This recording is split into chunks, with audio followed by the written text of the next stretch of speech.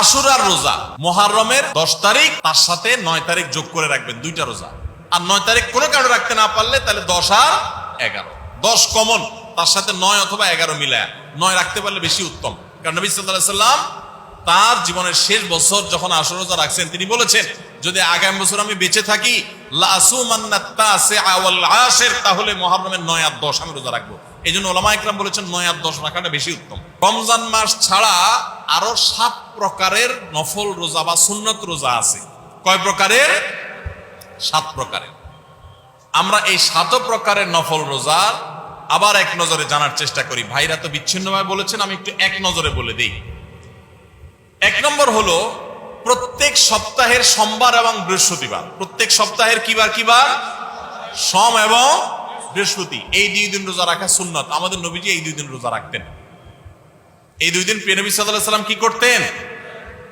এই 2 দিন রোজা রাখার একটা বিশেষ কারণ হলো বান্দার সমস্ত আমলের কাজকর্মের হিসাব রিপোর্ট আল্লাহর কাছে প্রাত্যহিক রিপোর্ট দেয়া হয় সকাল এবং সন্ধ্যায়। সারা রাতেরটা সকালে, সারা দিনেরটা সন্ধ্যায় ফেরেশতারা আল্লাহর কাছে জমা দেন, আর সারা সপ্তাহেরটা এই দিনে জমা হয়। এই জন্য নবী সাল্লাল্লাহু আলাইহি ওয়াসাল্লাম এই সময় নফল রোজা রাখাটা পছন্দ করতেন। বিশেষ করে সোমবারের দিনটা আবার নবী সাল্লাল্লাহু আলাইহি ওয়াসাল্লামের জন্মের দিন ছিল, সেই জন্য তিনি সেই দিনে নফল রোজা রাখতেন। তার অনুকরণে আমরাও নফল রোজা রাখি। তাহলে এক প্রকারের পেলাম নফল রোজা বা সুন্নত রোজা। সুন্নত রোজা একটা পেলাম, সেটা হলো প্রত্যেক সপ্তাহের সোম এবং বৃহস্পতি। নাম্বার 2, প্রত্যেক চান্দ্র মাসের, প্রত্যেক চাঁদের মাসের 13, 14, 15, এটাকে আইএমএ 20 বলে। অর্থাৎ চাঁদ যখন আলোকিত থাকে, পরিপূর্ণ থাকে, ওই সময়ের রোজা 13, 14, 15 এই দিনগুলো রোজা রাখাও সুন্নাত। নবী করিম সাল্লাল্লাহু আলাইহি সাল্লাম এই দিনগুলোতে রোজা রাখার জন্য তার প্রিয় সাহাবী আবু হুরায়রা, আবু যর গিফারি রাদিয়াল্লাহু তাআলা আনহুমা এবং আরো সাহাবীদেরকে স্পেশালি বিশেষভাবে ডেকে ডেকে ওসিয়ত করেছেন যে আমি চলে গেলেও দুনিয়া থেকে এই আইয়ামে 20 এর রোজা তোমরা কখনো ছাড়বা না। ভাইরা আমার, ঘরে ঘরে এখন ব্ল্যাক ম্যাজিকের সমস্যা, কালো জাদুর সমস্যা, দুষ্ট জিনের উপদ্রব, নানা রকম সমস্যা আমাদের ঘরে ঘরে ধরা পড়ে। এগুলো থেকে বাঁচার জন্য নিজস্ব সেফটি সিস্টেমের মধ্যে 2টা সেফটি সিস্টেম যদি আপনি মেনটেন করেন, ইনশাআল্লাহ আল্লাহ আপনাকে হেফাজত রাখবে। এর একটা হলো রাসূলুল্লাহ সাল্লাল্লাহু আলাইহি সাল্লামের সকাল এবং সন্ধ্যায় যে দোয়াগুলো তিনি পড়তেন, ওইগুলো আপনি নিয়মিত পড়বেন। এই সম্পর্কে আমাদের ছোট্ট একটা চটি বই আছে, রাসূলুল্লাহ সাল্লাল্লাহু আলাইহি সাল্লামের সকাল সন্ধ্যার দোয়া ও জিকির, রকমারিতে বিভিন্ন অনলাইন শপে পাবেন।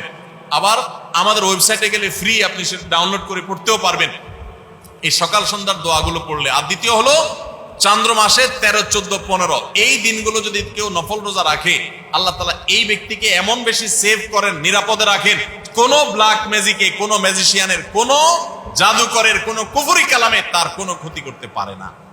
আল্লাহ তাকে হেফাজত রাখেন। তাহলে আইয়ামে 20 রোজা রাখবো তো ইনশাআল্লাহ। 2 আইটেম পাইলাম, সোমবার, বৃহস্পতিবার আর চাঁদের 13, 14, 15। নাম্বার 3, তৃতীয় নম্বর হলো আশুরার রোজা মুহররমের 10 তারিখ, তার সাথে 9 তারিখ যোগ করে রাখবেন, 2টা রোজা। আর 9 তারিখ কোনো কারণে রাখতে না পারলে তাহলে 10 আর 11, 10 কমন, তার সাথে 9 অথবা 11 মিলায়া 9 রাখতে পারলে বেশি উত্তম।